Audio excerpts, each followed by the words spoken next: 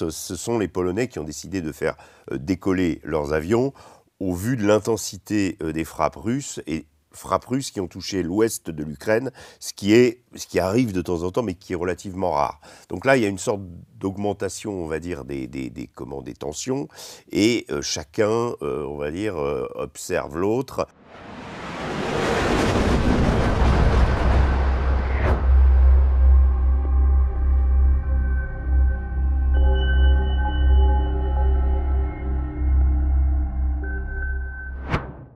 Bonjour Régis. Bonjour Aïcha. Régis, alors que des dizaines de drones et de missiles se sont abattus dans la nuit de dimanche à lundi sur la région de Rivne, dans l'ouest de l'Ukraine, la Pologne a fait décoller des avions de manière préventive. Que signifie, selon vous, Régis, ce déploiement préventif d'avions de chasse polonais? Alors, je pense qu'il faut analyser ça comme, on va dire, une montée en puissance des tensions, en sachant que les tensions, elles sont déjà très extrêmes dans cette zone-là en particulier. Et elles sont extrêmes depuis le début du déclenchement du conflit. Moi, je m'étais rendu à l'époque en mars 2022, donc un mois après le début de la guerre, dans une mission. À l'époque, c'était l'armée de l'air française, les Rafales français. Moi, j'avais accompagné 2 Rafales français j'étais dans un avion ravitailleur à la frontière entre la Pologne, la Biélorussie, Kaliningrad au nord, bref, pour assurer la posture, c'est-à-dire surveiller la frontière orientale de l'OTAN. C'était déjà une période extrêmement tendue. Là, ce sont des avions polonais, mais je me souviens très bien qu'à l'époque, il y avait des F-35 norvégiens qui ravitaillaient avec des MRTT, avec des avions américains dans le ciel. C'était un ciel extrêmement chargé, on va dire. Et là, en l'occurrence, ce sont les Polonais qui ont décidé de faire décoller leurs avions au vu de l'intensité des frappes russes qui ont touché l'ouest de l'Ukraine, ce qui arrive de temps en temps, mais qui est relativement rare. Donc là, il y a une sorte d'augmentation, on va dire, des tensions, et chacun, on va dire, observe l'autre. Il y a eu aussi beaucoup d'incursions d'avions de Sukhoi russes sur la mer Baltique, notamment depuis que la Finlande a rejoint l'OTAN. Donc on n'est plus dans une zone où la Finlande, vous savez, avant était neutre. Aujourd'hui, les Russes ont déployé de nouveaux moyens militaires sur cette frontière qui fait 1200 km de long entre la Russie et la Finlande. On est vraiment à une nouvelle frontière de l'OTAN. On n'est plus avec une zone tampon qui était la Finlande. Donc tout ça fait que cette zone en particulier connaît régulièrement, et donc il y a des incursions d'avions russes auxquelles riposte l'aviation occidentale qui assure cette permanence dans le ciel, soit en s'approchant, soit en donnant des signaux pour expliquer aux Russes ou pour les écarter. Il n'y a pas de combat aérien, si vous voulez, mais ça montre qu'on est bien dans une situation. Et là, la Pologne a voulu marquer le coup clairement face, je dirais, à une intensification des frappes russes sur l'Ukraine. Régis, comment est-ce que vous expliquez que la région de Dniepopetrovsk soit visée pour la première fois en 3 ans dans ce conflit? Alors, l'oblast de Dniepopetrovsk, il faut voir que géographiquement, il faut bien comprendre qu'il est directement à l'ouest de l'oblast de Donetsk, et que là, il y a eu des percées qui ont été effectuées, on va dire surtout dans le sud de l'oblast de Donetsk, qui ont permis aux Russes de reprendre des portions assez conséquentes de cette zone administrative, hein, de cette oblast, jusqu'à aujourd'hui arriver à la frontière géographique de l'oblast de Donetsk et pénétrer dans l'oblast de Dniepopetrovsk. C'est significatif parce que ça veut dire qu'on quitte le Donbass, hein, et l'armée russe maintenant s'aventure dans un territoire, on va dire, plus favorable au niveau géographique, qui est moins encaissé, avec moins de friches industrielles pour éventuellement faire des positions de défense, avec moins d'habitations également, et que on a l'oblast de Dniepopetrovsk. Si les Russes continuent, ils vont arriver au Dniepr à un moment. Il reste 2 grosses villes qu'ils pourraient conquérir, qui est la ville de Zaporijjia et celle de Dniepro, ville quand même considérable, mais il y aura cette frontière naturelle après qui est le Dniepr. Alors, doit-on en déduire que les Russes ont l'intention de dépasser on va dire, les 4 oblasts qu'ils revendiquent, parce que là, on n'est plus dans les oblasts qu'ils revendiquent, hein, on est dans un territoire ukrainien.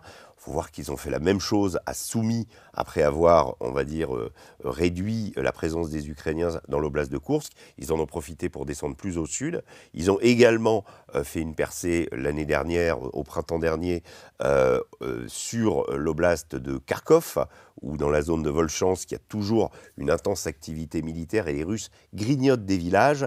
Donc ça, c'est des territoires soumis, Dniepropetrovsk, Kharkov, ce sont des territoires qui ne sont pas officiellement revendiqués par la Russie. Est-ce qu'il s'agit pour eux d'essayer de multiplier, on va dire, les fronts de façon à user encore plus l'armée ukrainienne, qu'on sait qui est à la peine, qui aurait besoin de souffler, qui aurait besoin d'une pause opérationnelle? Est-ce que c'est une manière de porter l'estocade ou d'espérer qu'il y ait une fragilisation du front? On peut le penser. On peut aussi analyser les choses en disant que les Russes grignotent des portions de territoire ukrainien, potentiellement pour les échanger, parce que ce qu'il faut comprendre, c'est que les 4 oblasts revendiqués officiellement, hein, maintenant dans le mémorandum russe remis aux Ukrainiens lors des discussions d'Istanbul le précise, il s'agit pour les Russes de récupérer Lugansk, Donetsk, Zaporizhzhia et Kherson. Alors, ça veut dire quoi? Ça veut dire qu'aujourd'hui, Lugansk, ils en contrôlent 99%, quasiment la totalité. En revanche, Donetsk, il en reste, on va dire, un bon quart qui est aux mains des Ukrainiens. Zaporizhzhia, il en reste un tiers. Et Kherson, un tiers. Donc ça veut dire que les Ukrainiens, s'ils acceptent les conditions russes, sont obligés de se retirer de ces régions. Peut-être qu'on peut imaginer que si les Russes grignotent plus de terrain ailleurs, il pourrait avoir lieu un échange territorial lors de négociations qui ne sont pas encore d'actualité, on l'a vu. Hein. Là, on est quand même dans une phase d'escalade des violences et d'escalade de la confrontation. Mais néanmoins, il y a quand même eu cette base qui a été remise au goût du jour. En mars, en avril, surtout à Istanbul, les Ukrainiens et les Russes se sont parlé directement, sans l'intermédiaire des Américains, sans l'intermédiaire des Turcs, sans l'intermédiaire des Saoudiens. Il y a eu 2 délégations qui ont conversé. Donc ça veut dire qu'il y a quelque chose qui a été mis sur place. Après, on est toujours dans la négociation de la négociation. Voilà.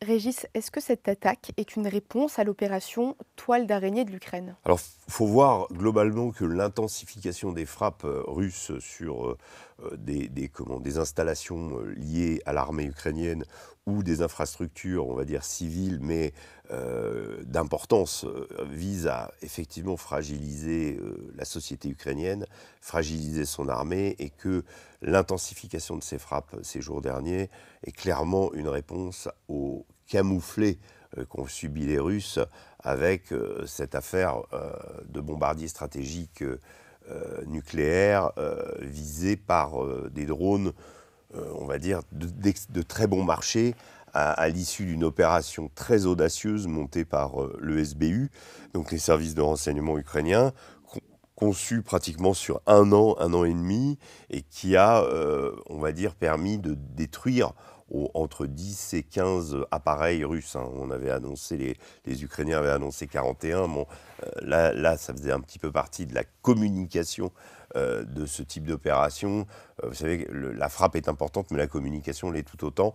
Et pour les Ukrainiens, en ce moment, vu, on va dire, l'effritement du front, et en tout cas l'absence de gains territoriaux, à part quelques villages qui ont été repris ce week-end dans l'oblast de Koursk, d'ailleurs. Ils ont retraversé la frontière et ils ont fini par conquérir quelques zones, mais quelques kilomètres carrés. Globalement, les Russes, aujourd'hui, grignotent plus de 100, entre 100 et 150 kilomètres carrés par semaine. Le mois de mai, il y a eu plus de 450 kilomètres carrés qui ont été repris par les Russes au mois de mai. Si on compare par rapport au mois de mai 2023, c'était 300 à peu près. Donc il y a plus de territoire qui est conquis, mais à noter aussi que depuis le mois de mai 2023 jusqu'au mois de mai 2024, eh bien, les Russes n'ont pas cessé de grignoter du territoire. Et ça, globalement, ça donne un panorama du front extrêmement désavantageux pour les Ukrainiens. Donc l'Ukraine a préféré agir avec une guerre, en activant le principe de la guerre clandestine, donc avec des opérations conçues très audacieuses sur 1 an et demi, mais aussi des opérations plus coup de poing visant des infrastructures civiles ou visant même des civils, puisque dimanche dernier, il y a eu l'effondrement d'un pont, le plasticage d'un pont sur un train de passagers, donc avec des victimes, et également plusieurs attaques contre le pont de Kerch, qui est le pont symbole qui relie la Crimée à la Russie, construit sur décision de Vladimir Poutine, et que l'Ukraine, depuis le début du conflit, tente de viser. L'Ukraine a visé 4 fois le pont de Kerch sans parvenir à le détruire depuis le début du conflit, sachant qu'aujourd'hui, c'est un pont, on va dire, intégralement civil. Au début du conflit, ce pont-là a servi au ravitaillement de l'armée russe sur le front de Kherson et sur le front de Zaporijjia, donc via la Crimée. Aujourd'hui, ce n'est plus le cas. L'armée russe n'est plus ravitaillée par le pont de Crimée. Les soldats ne transitent plus par ce pont, donc c'est une infrastructure civile. Donc tout ça pour dire que l'Ukraine utilise effectivement des méthodes clandestines aujourd'hui pour cibler des installations militaires russes loin dans la profondeur, puisque une des bases du côté d'Irkoutsk a été visée et se situe à 4500 km de l'Ukraine. Donc c'est un véritable exploit.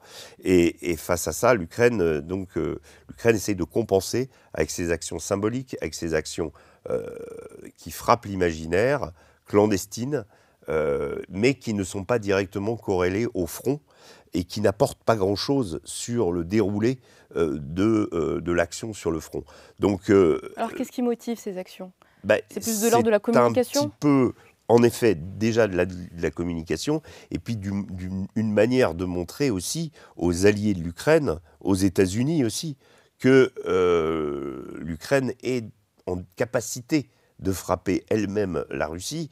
Très intéressant, au moment où les drones qui sortaient des cargaisons des camions allaient frapper les bombardiers, Andreï Yermak, qui est le chef de cabinet de Volodymyr Zelensky, se trouvait à Washington pour expliquer, pour accompagner, on va dire, la communication autour de ces opérations et faire en sorte que les États-Unis, parce que l'Ukraine craint que les États-Unis se désengagent de cette guerre et elle veut montrer qu'elle est capable de frapper.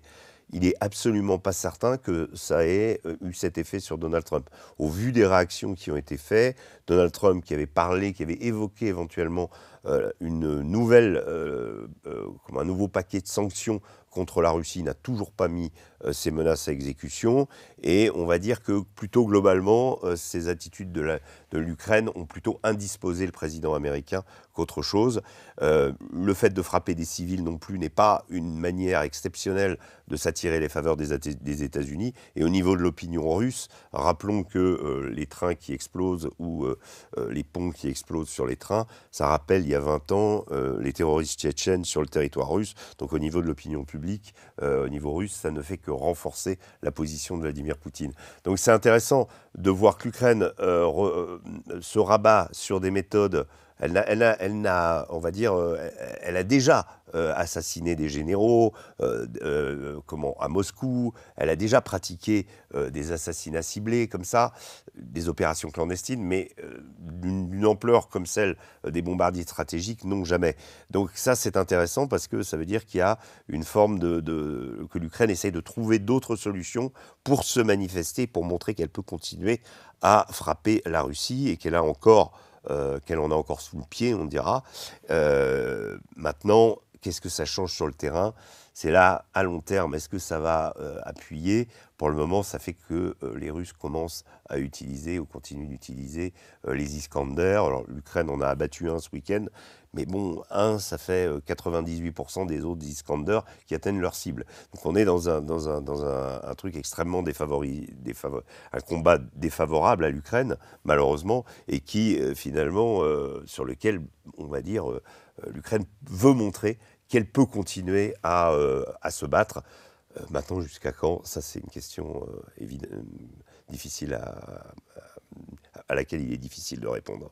Négociation tendue, vous l'avez souligné, Régis. Que révèle le report d'échanges de prisonniers sur l'état justement de ces négociations entre Moscou et Kiev? Alors là, c'est effectivement une nouvelle preuve que l'état d'esprit n'est pas au beau fixe, et au contraire, on n'est pas vers une solution, on n'est pas vers une négociation, on n'est pas vers un appel à la paix, on est plutôt dans une période de tension, parce que lors du premier round de négociation, il y avait eu un échange de 1000 prisonniers contre 1000 prisonniers qui s'était impeccablement passé. Quand les Russes ont remis leur mémorandum aux Ukrainiens et les Ukrainiens ont fait de même, les Ukrainiens ont aussitôt refusé le mémorandum russe, mais dans cette deuxième négociation, ils ont accepté justement de récupérer 6000 corps de leurs soldats, et les Russes ont accepté de récupérer 6000 corps des leurs. Il y a eu un projet aussi de récupérer des enfants qui étaient restés coincés côté russe et d'autres Russes côté ukrainien. À peu près 330 enfants ukrainiens étaient visés par ces négociations, par cet échange. Également, on parlait d'échanger des blessés. On parlait d'échanger des jeunes prisonniers également. Et donc il y avait voilà, tout un... Pour montrer, il s'agissait de montrer que la négociation avançait quelque part. Et l'échange de prisonniers, bon bah, on s'entend sur rien, mais au moins on montre qu'on est d'accord pour recommencer. Et à l'issue de ce deuxième round de négociation, les Ukrainiens avaient proposé qu'autour du 20 juin, il y ait à nouveau un round de négociation. Pour le moment, apparemment, tout a été arrêté côté Zelensky. Côté russe, c'est monté aussi dans les tours. On est dans l'escalade verbale. Et ces prisonniers, c'est pas ces prisonniers, ces cadavres de soldats qui étaient censés être échangés de part et d'autre. Apparemment, les Russes étaient prêts à le faire. Les Ukrainiens l'ont arrêté au dernier moment. Les Russes prétendent que c'est parce que les Ukrainiens doivent donner de l'argent aux familles des soldats morts, et que là, en l'occurrence, il y aurait une somme conséquente à rassembler. La vérité, elle est difficile à établir. Pourquoi cet échange de corps de soldats ne s'est pas fait? Franchement, on ne sait pas exactement qu'est-ce qui a fait arrêter cette... peut-être également que c'est le fait que,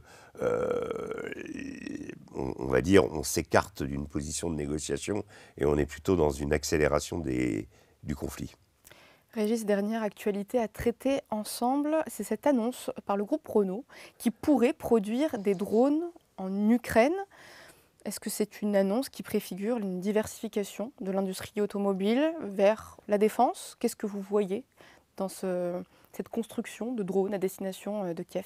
Alors, c'est une annonce qui fait suite aux déclarations du ministre de la Défense, Sébastien Lecornu, qui voilà, a proposé justement de faire cette construction de drones, de participer à l'effort de guerre ukrainienne de cette manière, en s'appuyant sur un constructeur français. Plus tard, on a su que c'était Renault. Je dirais que ça a fait écho à ce qui avait été annoncé entre Volodymyr Zelensky et le nouveau chancelier allemand Friedrich Merz la semaine dernière, c'est-à-dire la possible construction d'une usine de fabrication d'armes à longue portée allemande à destination de l'Ukraine sur le territoire ukrainien. Moi, quelle est ma réaction immédiate? C'est que, d'abord, j'imagine que les sociétés d'assurance vont pas on va dire, se bousculer au portillon pour assurer une usine Renault de construction de drones en Ukraine.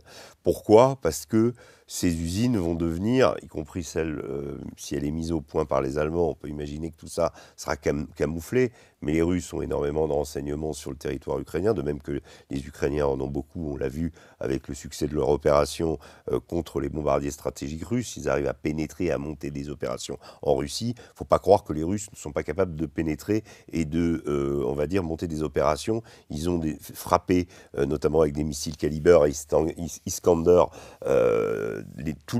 pratiquement toutes les nuits depuis une semaine. On assiste à des ciblages de sites stratégiques ukrainiens, de sites militaires. On peut se douter que si Renault décide de faire des drones, ça deviendra une cible prioritaire des Russes. Et peut-être, je doute que dans l'état actuel, notamment de la défense antiaérienne ukrainienne, qui marque des signes de faiblesse, qu'il y ait beaucoup de drones qui sortent de ces usines sans que l'usine elle-même ne soit victime d'une frappe des Russes. C'est ça le risque.